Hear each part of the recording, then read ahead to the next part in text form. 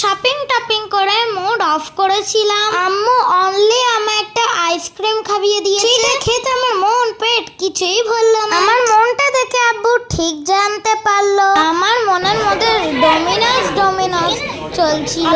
সেটা জানতে পেরে ডমিনোজের সামনে নিজের গাড়িটা আমি তো সেই খুশি।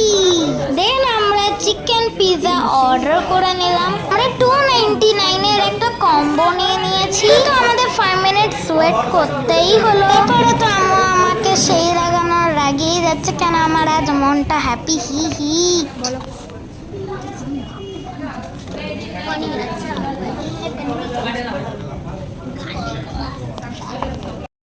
তারপরে একটু ওয়েট করার সঙ্গে সঙ্গে আমার অর্ডারটা চলে এসছে। আমি আস্তে আস্তে খেতে দেখি, তোমরা আমার ভিডিও আস্তে আস্তে দেখতে থাকো।